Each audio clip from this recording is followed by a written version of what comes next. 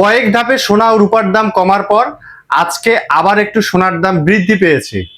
সবাইকে নমস্কার ও আদাব। আমি শিমুল লতা জুয়েলার্স থেকে বলছি। আজকে 15 জুন 2026, রোজ সোমবার।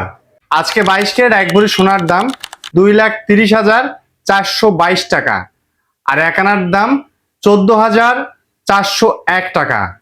21 ক্যারেট 1 ভরি সোনার দাম 2,19,983 টাকা, আর 1 আনার দাম 13,749 টাকা, যা আগের রেটের থেকে 1 ভরিতে 5,483 টাকা বৃদ্ধি পেয়েছে।